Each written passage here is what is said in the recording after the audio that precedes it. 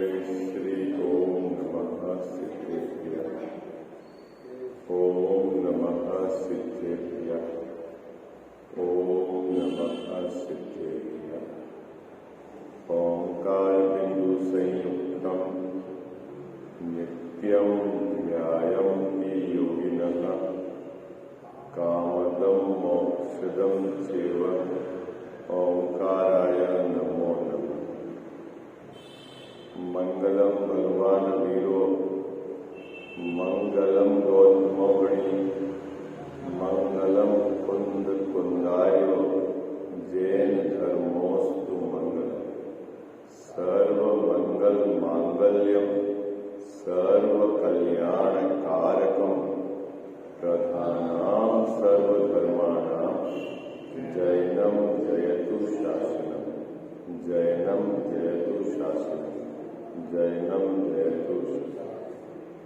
नमः श्री समयसाराय स्वानुभूत्याश्चकाशते चित् स्वभावाय भावाय सर्वभावान् तवे वन्दितु सर्वसिद्धे ध्रुवमचल मनोवं गतिं पद्ये मोक्षामि समय पावो मीनमुषुत केवली इस भवतरुका मूलधिक जानहु मिथ्या ताको कर निरमूल करिए मोक्ष करिए मोक्ष।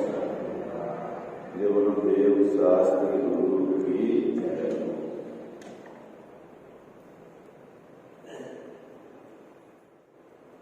सातवें अधिकार के आधार से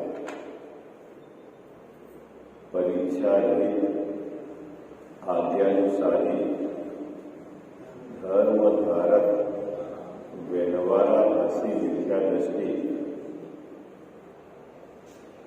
उस प्रकरण पर अपन मोक्ष मार्ग प्रकाशक ग्रंथ के आधार से विचार कर रहे हैं। इस भेद के अंतर्गत टोडरमल साहब का जो मुख्य केंद्र बिंदु है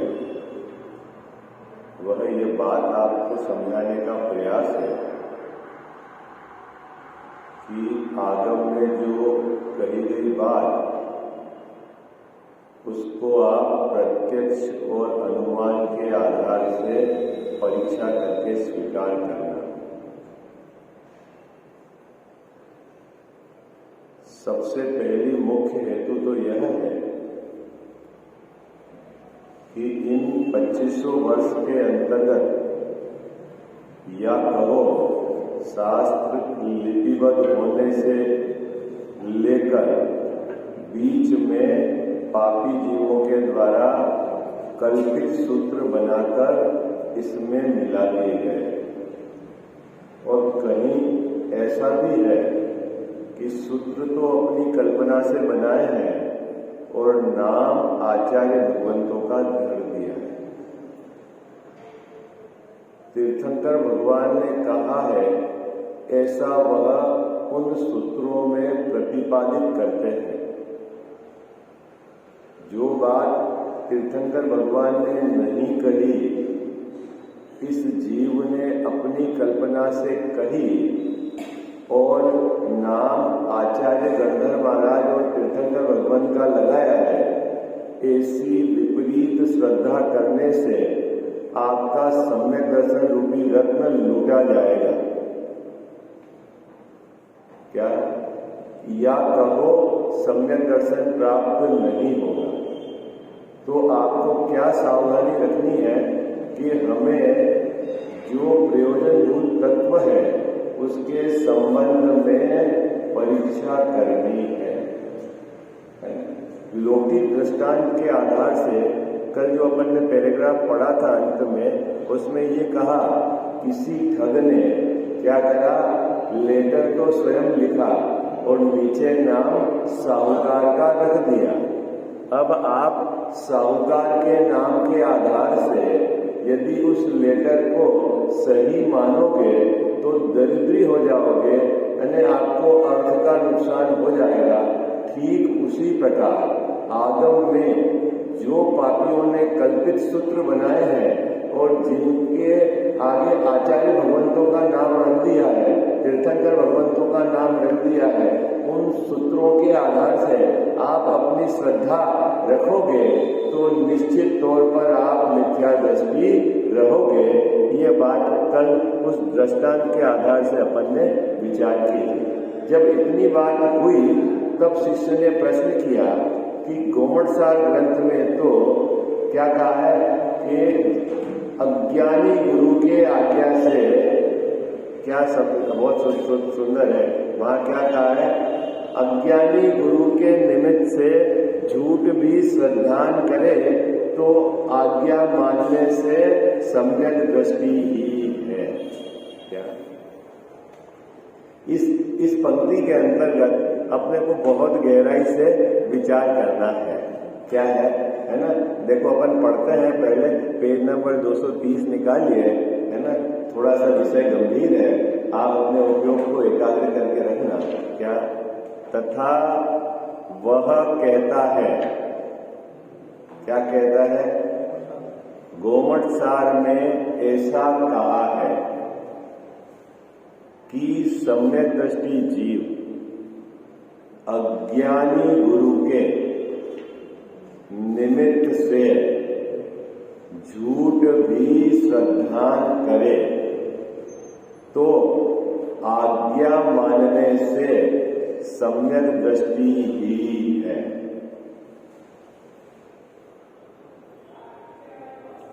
क्या बात समझ में आई आप लोग? मिल गई पंक्ति बाबू जी? अब हम इसका विश्लेषण करें, हैं? आप में से कोई पढ़ेगा इस पंक्ति को, फिर अपन इसका विश्लेषण करें। क्या कहा? गोमटसार ने ऐसा कहा है ना? क्या कहा है? सम्यक दृष्टि जीव अज्ञानी गुरु के निमित्त से झूठ भी श्रद्धान करे तो आज्ञा मानने से सम्यक दृष्टि ही है। ठीक है, कह साहब, पंक्ति तो बिल्कुल सही है। ठीक है, अब अपन इसका विश्लेषण करते हैं, क्योंकि इसमें आपको भाव समझ में नहीं आ रहा है। सीधी पंक्ति है, टूकी बात कही है। देखो, पहले तो लिखा हुआ है सम्यक दृष्टि जी,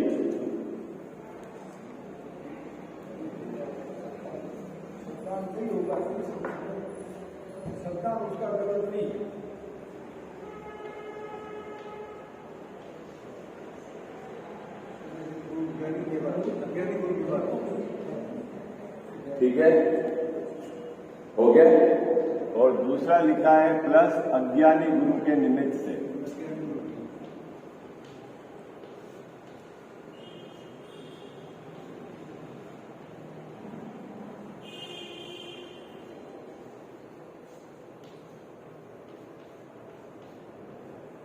तीसरी बात लिखी है इसके अंदर, झूठ भी श्रद्धान करे।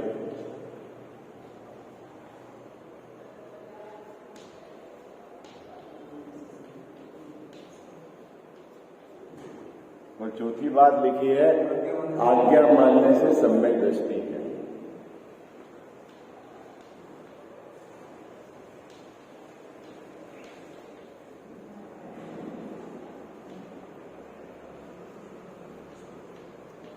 तो आगम का जब भी आप अभ्यास करो ना, तो बहुत शांति से आपको विषय समझना चाहिए। यहाँ क्या कहा है? पहले तो सम्यक दृष्टि जीव। सम्यक दृष्टि जीव कौन होता है? कजाओ साहब, जिसको सात तत्व का यथार्थ श्रद्धा है। कौन सम्यक दृष्टि जीव कौन है? जिसको सात तत्व का यथार्थ श्रद्धा है, जिसको देव, शास्त्र, गुरु के संबंध में यथार्थ श्रद्धा है ना, वो है सम्यक दृष्टि जीव। ठीक है। दूसरा यहाँ लिखा है अज्ञानी गुरु के निमित्त से। क्या सम्यक दृष्टि जीव अज्ञानी गुरु के पास जाएगा? क्या अज्ञानी गुरु के प्रति उसकी श्रद्धा रहेगी? तो फिर यहाँ अज्ञानी गुरु किसको कहा? यहाँ अज्ञानी गुरु ऐसा मत समझ लेना कि जिसके तीन चोकड़ी कसाय का अभाव नहीं है। क्या नहीं, समय दर्शन भी है। आई बात यहाँ अज्ञानी गुरु का मतलब यह है कि आगम के सूक्ष्म कथन का जिस गुरु को ज्ञान नहीं है वो अज्ञानी। आई बात समझ क्या? यहाँ अज्ञानी मत समझ लेना कि मिथ्या दृष्टि है यहाँ, क्योंकि मिथ्या दृष्टि के पास सम्यक दृष्टि जाएगा तो पहचान नहीं होगी। क्या करेगा सर? हाँ, मिथ्या दृष्टि गुरु की क्या वो श्रद्धा करेगा? हाँ, आई बात समझ क्या? तो देखो यहाँ अज्ञानी मतलब क्या समझना, जिनके तीन चोकड़ी कसाय का तो अभाव है, लेकिन कर्णानियों की या आगम की सूक्ष्म बात उनके वर्तमान ज्ञान में पकड़ में नहीं आ रही है, जैसा केवली भगवान की अपेक्षा है, इसीलिए उसको यहाँ कहा अज्ञानी गुरु। समझ में आया आपको? यहाँ अज्ञानी गुरु तो ऐसा मत समझ लेना कि मिथ्या दृष्टि गुरु। अरे बाबू जी सभी यही समझेंगे, सभी इसलिए ऐसे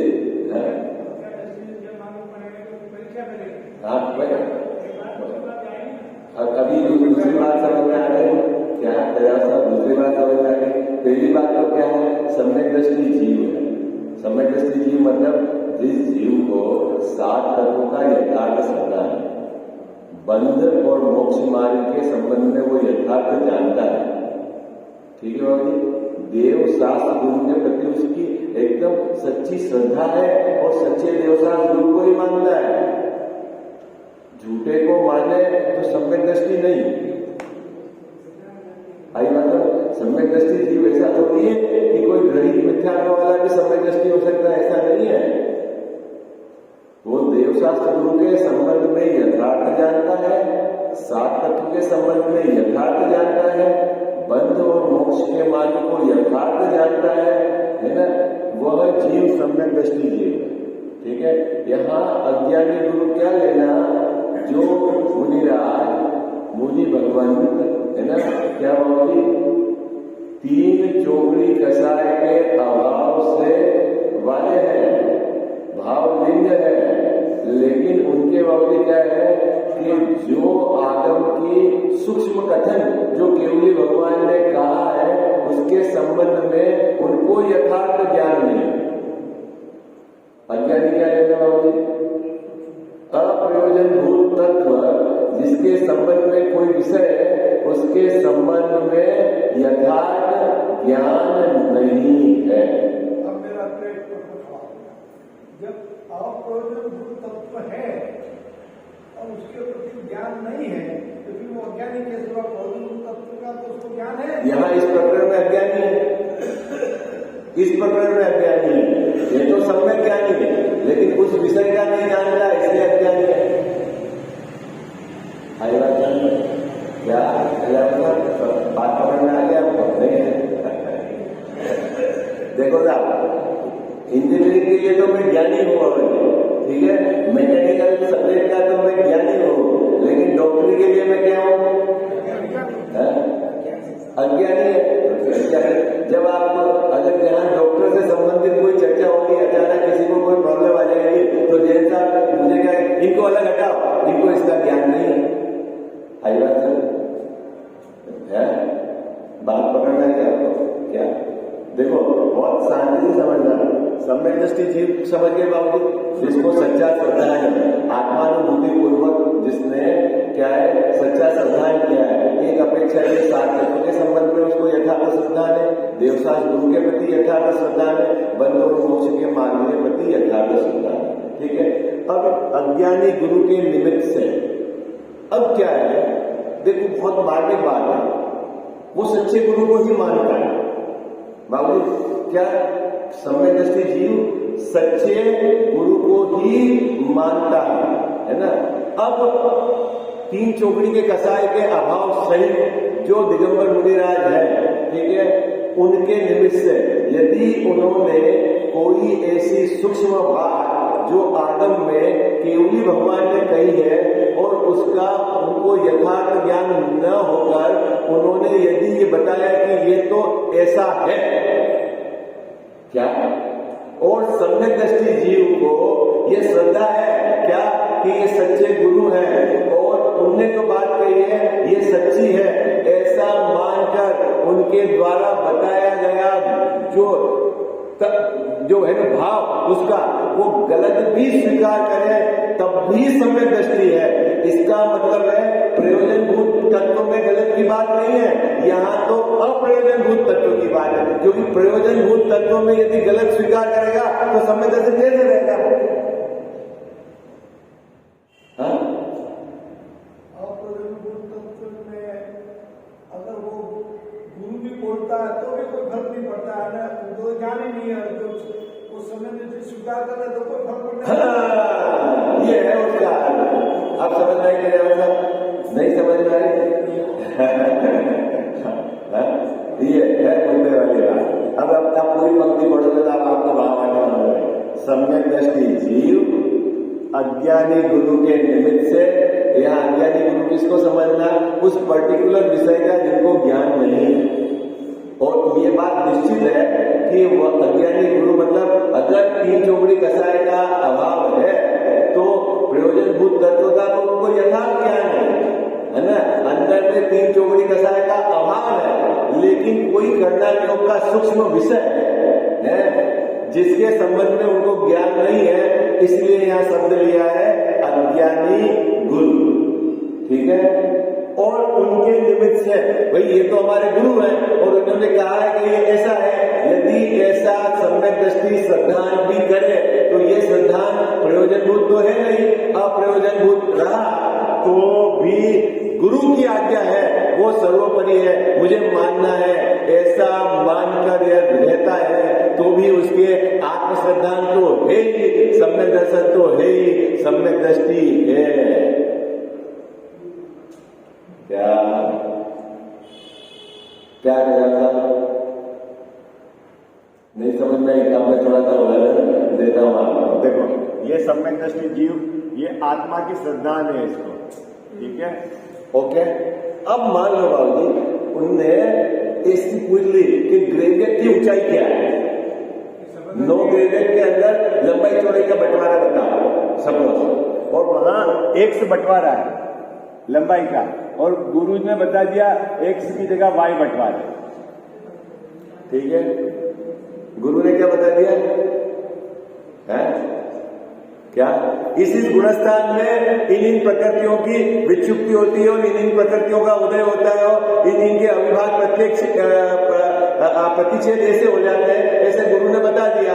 और वह सही नहीं था तो वो गलत था और गुरु को उसका सही ज्ञान नहीं था, इसलिए उसके लिए यहां लिखा है अज्ञानी गुरु, ओके। चूंकि गुरु है और गुरु की आज्ञा सर्वोपरि है, सम्यक दृष्टि जीव को गुरु के प्रति सच्चा श्रद्धा है, तो जैसा गुरु ने कहा वैसा उसने स्वीकार कर लिया कि इन गुणस्थान में ऐसी ऐसी कर्म की विक्षुप्ति होती है, ऐसा इस प्रकार का उदय आता है, इस प्रकार से ऐसा होता है। यद्यपि वो सही नहीं था तो भी उसकी आत्मा की श्रद्धा में कोई भी फर्क नहीं पड़ता, इसलिए वो सम्यक दृष्टि है। बात पकड़ में आ गई आपको?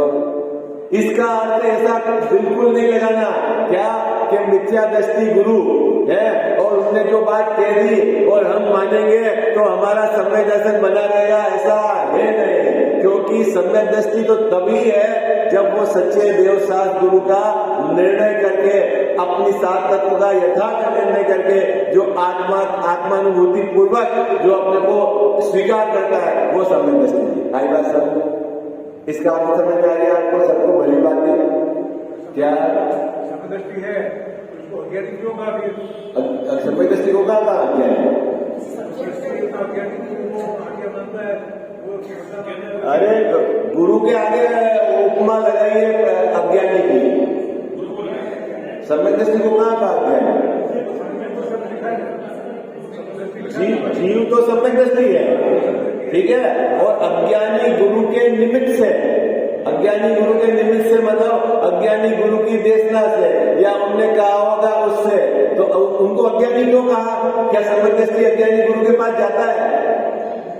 तो कि यहाँ अज्ञानी का मतलब क्या है बाबू जी? यहाँ अज्ञानी का मतलब उस विषय का जिनको यथार्थ ज्ञान नहीं है, अप्रयोजनभूत तत्व के संबंध में है, उनने जो बात कही थी, ठीक है, इसलिए उनको यहाँ अज्ञानी कहा। और चूंकि गुरु की आज्ञा सिर माथे, तो वह जैसा अज्ञानी गुरु ने कहा वैसी श्रद्धा कर लेता है। किसके संबंध में? अप्रयोजनभूत तत्व के संबंध में। तो भी उसके सम्यक दर्शन में कोई फर्क नहीं पड़ता है, वो सम्यक दृष्टि का सम्यक दृष्टि रहता है। ये कहना है, वहां ये कहना है गवर्नमेंट साहब। इसका मतलब है कि कोई ऐसा सूक्ष्म विषय जो गुरु के ज्ञान में पकड़ में नहीं आता है और आप गुरु की आज्ञा के अनुसार मान भी लेते हो, तो आपके श्रद्धा में कोई विपरीतता नहीं पड़ेगी, क्योंकि उन्हें आपको भी आत्मा की सच्ची श्रद्धा है और उनको भी आत्मा की सच्ची श्रद्धा है। चूंकि केवल ज्ञान नहीं है, तो क्या छद्मस्त ज्ञान में जो कमी है यदि रह जाती है और उसको आज्ञा से मानो, तो जैन साहब उसमें कोई दिक्कत नहीं। ये कहना चाहता सम्यक दृष्टि, ये तो कह रहा हूं मैं। अज्ञान का मतलब इतना ही है, तो नहीं जानता, इसीलिए हाँ, उस विषय संबंधित जो अप्रयोजन होते हैं उसका यथार्थ ज्ञान नहीं है। कितने लोगों को समझ में आने के बाद अभी बात पत्ती संस्था नहीं। हाँ, कल्याण साहब ऐसा बिल्कुल चक्कर में मत पड़ लेना कि मिथ्या दृष्टि, जिनके बाहर में 28 मूलों का निरतिचार पालन नहीं होता है, जो उदिष्ट भोजन करते हैं, जो वन में नहीं रहते हैं, उनकी बात सम्यक दृष्टि मानता है, ऐसा है नहीं।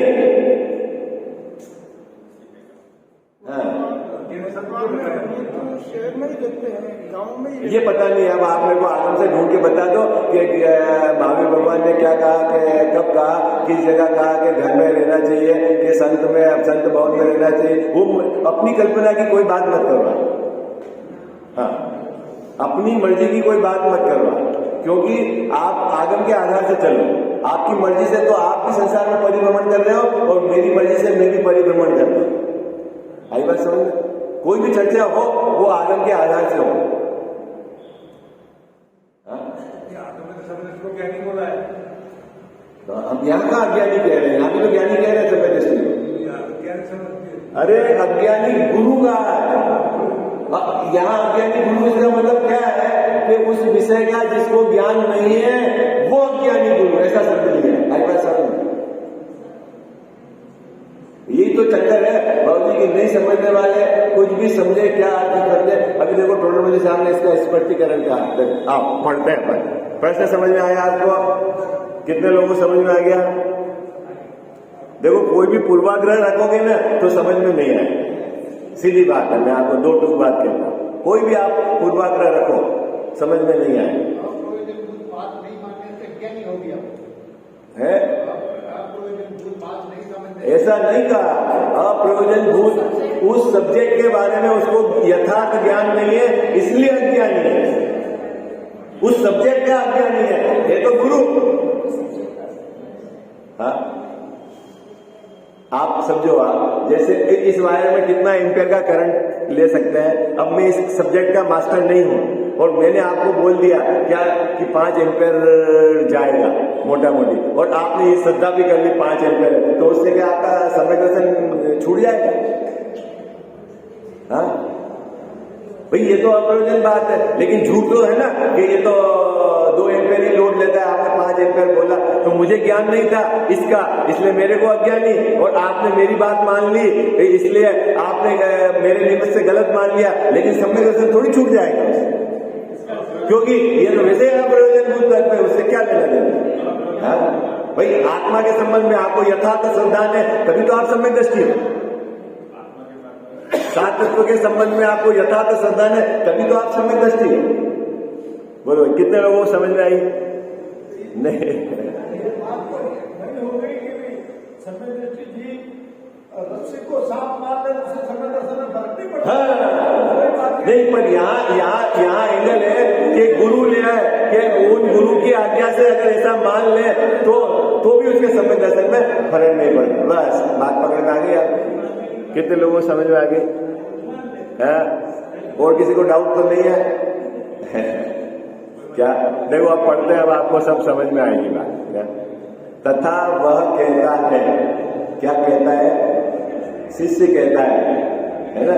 शिष्य का प्रश्न है टोटल मेरे हिसाब से कि गोमटसार ग्रंथ में आचार्य महाराज ने ऐसा कहा है, क्या कहा है कि सम्यक दृष्टि जीव अज्ञानी गुरु के निमित्त से झूठ भी श्रद्धान करे। झूठ मतलब भैया या अप्रयोजन, मतलब प्रयोजनभूत बात नहीं है, अप्रयोजनभूत के संबंध में विपरीत श्रद्धान करे, ऐसा समझना हो। ऐसा मत समझ लेना कि 7 तत्वों के संबंध में विपरीत श्रद्धान कर ले, देवशास्त्र गुरु के संबंध में विपरीत श्रद्धान कर ले कि अज्ञानी गुरु ने कहा है कि पद्मावती को भी मानो और वो पद्मावती को भी माने, क्षेत्रपाल को भी माने और उसका सम्यक दर्शन बरकरार हो और गुरु की मिथ्या दृष्टि हो, ऐसा नहीं। आई बात समझ? यहाँ जीव की सम्यक दृष्टि है और गुरु भी क्या है? यहाँ 3 चौड़ी कसाय के अभाव। तो फिर उनको अज्ञानी क्यों कहा कि जिस विषय के संबंध में वो जो बात बता रहे हैं उसका उनको यथार्थ ज्ञान नहीं है, इसलिए अज्ञानी कहा। चूंकि वह गुरु है और सम्यक दृष्टि जीव को भी उसके संबंध में यथार्थ ज्ञान नहीं था और गुरु ने जैसा कहा वैसा इसने मान लिया, तो भी उसका सम्यक दर्शन बरकरार रहता है क्योंकि वह अप्रयोजनभूत तत्व है। आई बात समझ में? इतनी बात समझ में आई? ये बात कहना है अज्ञानी गुरु के निमित्त से झूठ भी श्रद्धान करे तो आज्ञा मानने से सम्यक दृष्टि ही है। तो यह कथन कैसे किया? फिर उसने प्रश्न किया। अब उसका समाधान, अब आपको समाधान समझ में आया। जो प्रत्यक्ष और अनुमान गोचर नहीं है। पहली बात, किस सब्जेक्ट की बात चल रही है यहाँ पर? साहब किस सब्जेक्ट की बात चल रही है? जो सम्यक दृष्टि जीव के प्रत्यक्ष में भी पकड़ में नहीं आ रहा और अनुमान से भी पकड़ में नहीं आ रहा। आई बात समझ? भैया किसकी बात चल रही है? जो सम्यक दृष्टि जीव के प्रत्यक्ष से भी पकड़ में नहीं आ रहा और अनुमान से भी पकड़ में नहीं आ रहा, ठीक है? और सूक्ष्म पने से जिनका निर्णय नहीं हो सकता उनकी अपेक्षा यह कथन है। इतनी बात समझ में आ गई? ये कथन किसकी अपेक्षा है? किसकी बात है? ये उस सब्जेक्ट की बात है जो इससे प्रत्यक्ष अनुमान से पकड़ में नहीं आ रहा और सूक्ष्म पने के कारण जिसका ये विचार नहीं कर रहा है ना बाबू जी? क्या हाँ?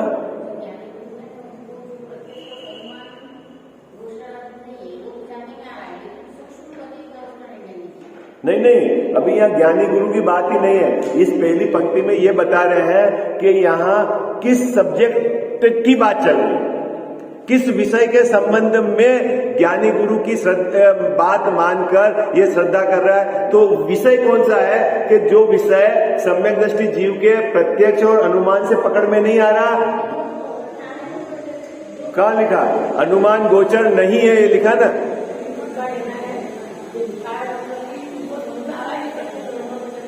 हाँ नहीं, अगर जो उसके प्रत्यक्ष है और अनुमान से पकड़ में आता है तो वो उसका तो परीक्षा करके निर्णय कर सकता है। अभी देखो, अभी आप समझो कि अभी आपको सुमेरु पर्वत कहा है कि 1 लाख योजन का है, आप प्रत्यक्ष उसको माप सकते हो है? अनुमान से आप आगम के आधार लेके मान सकते हो कि 1 लाख योजन का, ठीक है? मान लो कदाचित वो 1 लाख योजन का नहीं और 999 योजन का रहे तो आपका सम्यक दर्शन चला जाएगा? हाँ भाई, ये ऐसा विषय है कि जिसको आप प्रत्यक्ष और अनुमान से अभी पकड़ में नहीं पा रहे। आपने आगम के आधार से इसको माना, अब ये तो मैंने आपको मोटी बात बताई। आगम के आधार से कर्णयोग के बहुत सारे विषय ऐसे हैं जिसको आप अपनी बुद्धि से पकड़ नहीं पाते हैं। फिर आपको मानना पड़ेगा। कैसे मानना पड़ेगा? आगम के आधार से। अब आगम के अंदर भी अभी बाबूजी इतनी बड़ी परंपरा में उसके संबंध में कोई बहुत डिटेलिंग नहीं है। अब आप जैसे आपने वो पढ़ा होगा ना, 6 क्या बोलते हैं, षड्गुणी हानि वृद्धि। क्या सुना नाम? षड्गुणी हानि वृद्धि।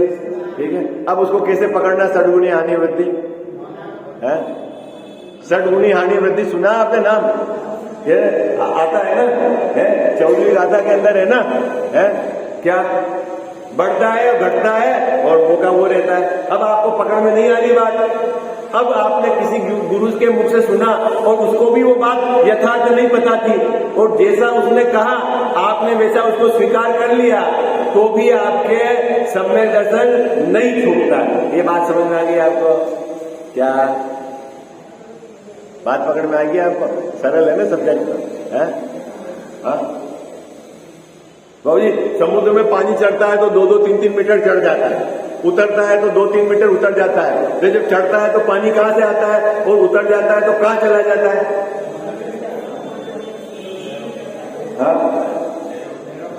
प्रत्येक आत्मा के अंदर अनंत गुण है, और प्रत्येक गुण के अंदर दर एक समय में सद्गुणा बढ़ना घटना होता है। अभी अनुवाद प्रतिषेध की बात नहीं कर रहा हूं, उसके अंदर के अंदर की बंटवारी है। अब क्या, अब उसकी बात सूक्ष्म से पकड़ में नहीं आए तो जैसा गुरु ने कहा वैसा उसने मान लिया। मानने पर भी उसके सम्यक दर्शन में कोई बड़का, क्योंकि उसको आत्मा की सच्ची श्रद्धा थी, और गुरु उसको भी आत्मा की सच्ची श्रद्धा थी, उसको भी वो सूक्ष्म विषय जो उसके प्रत्यक्ष और अनुमान से नहीं पकड़ में आ रहा है, तो वो उसने जो अर्थ निकाला वो बता दिया, और उसने ऐसा मान लिया, तो भी उसके सम्यक दर्शन बना रहता है। ये कहना चाह रहे हैं। देखो, आप पूरा पैराग्राफ पढ़ोगे तो विषय समझ में आ जाएगा। क्या कह रहे हैं? जो प्रत्यक्ष और अनुमान गोचर नहीं है। किस विषय की बात चल रही बाबूजी? जिसकी प्रत्यक्ष परीक्षा नहीं की जा सकती है, और जो आपके अनुमान से भी पकड़ में नहीं आता है, उस विषय की बात चल रही है। ठीक है, और सूक्ष्म पने से जिसका निर्णय नहीं हो सकता। अब इतना सूक्ष्म है कि जिसका आप निर्णय नहीं कर सकते, उसकी उनकी अपेक्षा यह कथन है। यह उस विषय के बारे में बात है कि जो आपके प्रत्यक्ष और अनुमान से पकड़ में नहीं आता, अत्यंत सूक्ष्म विषय है। उसके विषय में आपको गुरु ने कहा और आपने स्वीकार कर लिया, यद्यपि वो सत्य नहीं था तो भी आपका सम्यक दर्शन बना रहे। लेकिन इसका अर्थ ऐसा नहीं है। क्या नहीं है? देखो, परंतु मूलभूत देव, गुरु, धर्मादि तथा 7 तत्वादि का अन्यथा श्रद्धान होने पर तो सर्वथा सम्यक रहता नहीं है, यह निश्चय करना। मतलब प्रयोजनभूत तत्व के संबंध में बात नहीं है ये। गुरु भी सम्यक दृष्टि है और सुनने वाला भी सम्यक। अब बाबूजी भाषा कितनी है, अब अपेक्षा नहीं निकालो तो गड़बड़ हो जाए। ये यहाँ यूं पकड़ ले रहे कि अज्ञानी गुरु से कह दो तो बस, फिर चाहिए क्या? ये चाहिए रहा था, ये तो चाहिए रहा था कि हमको तो अज्ञानी गुरु कुछ भी कहे, हमारा सम्यक दर्शन तो रहे, अब इनकी मर्जी, ये कुछ भी करे, हमारी श्रद्धा तो सही है, हम तो धर्मात्मा है। भाई ऐसा नहीं है। क्या? जैसा आगम में अनेक जगह आचार्यों ने देव, गुरु, धर्म के संबंध में आपको परीक्षा करने की बात कही है। क्या बाबूजी, अगर ऐसा हो तो कोई किसी भी देव को माने। भाई जरूरी थोड़ी कि आप जैन को मानो, जैनेतर अन्य देवों को मानो, तो भी आप ये बोलो अब उनकी मर्जी, झूठे हो तो झूठे, मेरी श्रद्धा तो सही है, तो वो भी सम्यक दृष्टि, वो भी धर्मात्मा। बोलो, नहीं कह जा सकता? बोलो क्या है? अन्य जैनेतर किसी देव को या अन्य गुरु को, जो जैन को निर्ग्रंथ नहीं है, उनको गुरु मानो। अब आप ये तर्क दो, भाई वो अगर झूठे हो तो वो जाने, हमारी श्रद्धा तो, हमारी भावना तो सही थी, तो क्या धर्म हो जाएगा? है? हो जाएगा क्या इसमें सब धर्म? फिर तो लोक में सभी धर्म ये है, सभी सच्चे हो गए बहुत। फिर आचार्य जगह जगह परीक्षा करने की क्यों बात करें है? थोड़ी बुद्धि तो लगाओ आप अपनी। एक बार आप अच्छे से समझ लेना, यदि सच्चे देवसाल गुरु का निर्णय नहीं है तो वो जीव मिथ्या दृष्टि ही है। ये है कहना। आई बात समझ में? क्या कहना? आप किसी भी अपेक्षा से बाबूजी, यदि झूठे देव के पास जाते हो, झूठे गुरु के पास जाते हो और आप ये कुतर्क देते हो कि मेरे परिणाम तो सही है, वो झूठे हो तो झूठे हो, इसका मतलब है अभी आप मिथ्यात्व के पाले में खड़े हो। तू मिथ्या दृष्टि है, तेरा अभी अनंत संसार बाकी है। तू देव गुरु के, तेरे पास प्रत्यक्ष तू जिसकी परीक्षा कर सकता है, तू परीक्षा नहीं कर रहा है। क्या बात है? नहीं साहब हमारे परिणाम तो अच्छे हैं। अरे काहे के अच्छे हैं? तो अभी मैंने उस दिन भी तो बोला था कि कैसे अच्छे हैं? पैदा जो सर्प को दूध पिलावे उसके परिणाम तो अच्छे हैं, जीव दया के ही है ना। है बाबू बोलो, अच्छे हैं कि नहीं अच्छे हैं? ये बात यहाँ कह रहे हैं, बहुत मार्मिक बात है। क्या कह रहे हैं? परंतु, ये परंतु शब्द टोडरमल साहब का बहुत मार्मिक है। जहां परंतु लगा है वहां आपको सब अपेक्षा समझनी है।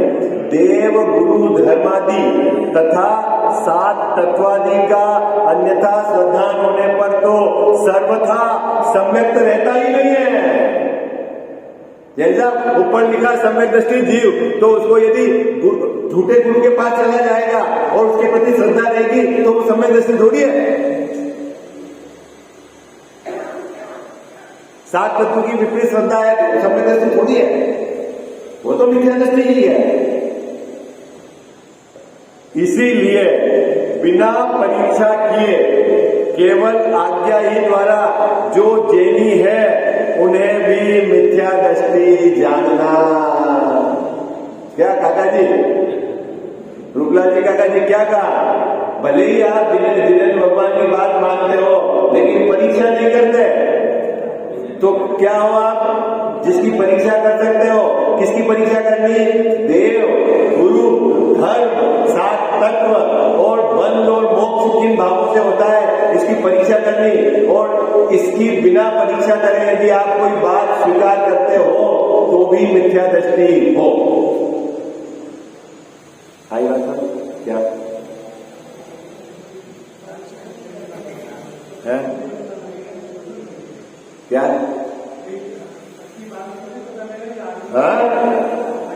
बिल्कुल। जगह जगह आचार्य देव ने कहा है कि पोपाबाई ने राज नहीं, अपनी मर्जी से कुछ भी मान लिया, अपनी मर्जी से कुछ भी कर दिया। हर व्यक्ति अपनी मर्जी से कुछ क्रिया करके धर्मात्मा मानता है।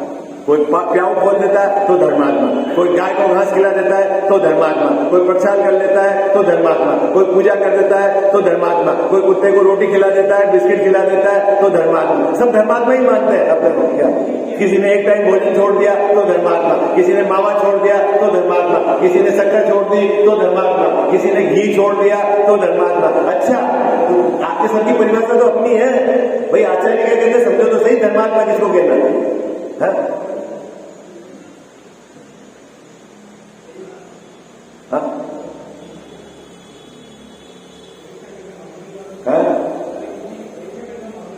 अब बिना परीक्षा करे काम नहीं चलेगा और करना पड़ेगी आपको। और यदि बिना करे मानोगे तो मिथ्या दृष्टि का। तो बाबूजी पहली ड्यूटी हो गई ना अपने को कि आगम पढ़ो, आगम का अभ्यास करो, देव का क्या स्वरूप बताया जानो, गुरु का क्या स्वरूप बताया जानो, धर्म का क्या स्वरूप बताया जानो, सात तत्व किसको कहते हैं जानो, बंध किस भाव से होता है जानो, मोक्ष किस भाव से होता है जानो। फिर सभी आगम में सभी जगह अलग अलग आचार्यों ने कहा मिलाओ, उसमें से सही का निर्णय करो। फिर जो बात सच्ची लगे सामने देवसाल गुरु में चेक करो, फिर जो सही है उसको मानो। क्या दिक्कत है उसमें? क्या दिक्कत है? हाँ साहब यूं करेंगे तो कोई सच्चा नहीं निकलेगा, तो कोई बात नहीं, तुम तो सच्चे रहोगे, वो निकले नहीं निकले।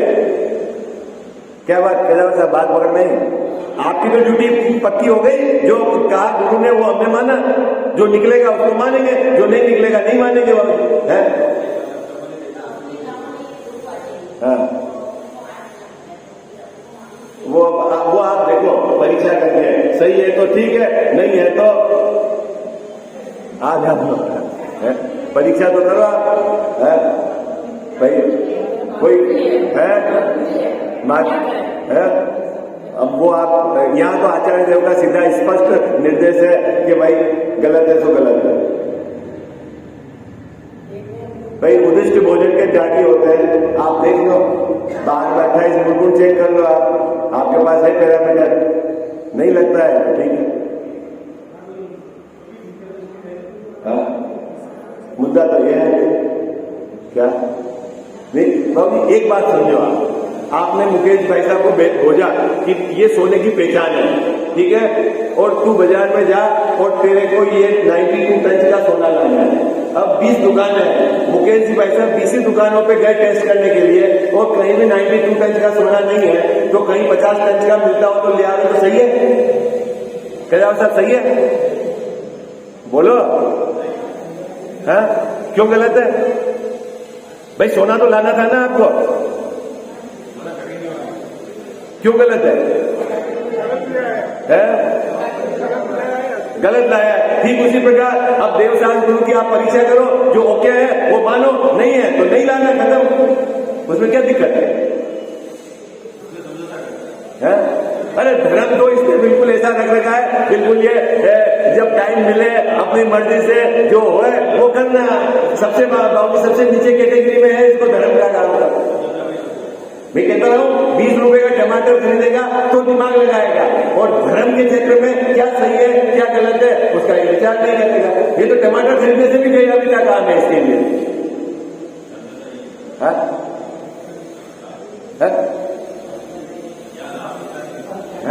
या उसको ये पता नहीं है कि मेरा मनुष्य को बर्बाद हो रहा है। आज आपके पास आगम है, आप अभ्यास करो। मैं ये नहीं कह रहा कि यही के पब्लिश ग्रंथ पढ़ो, आपको जहां से भी ये ग्रंथ आगम में उपलब्ध है पढ़ो, उसका अर्थ निकालो, अर्थ नहीं समझ में आए तो विशेष ज्ञानी से पूछो, और जो बात आचार्यों ने कही है उसको चेक करो। ये आपकी ड्यूटी है, आप इससे क्यों भाग रहे हो?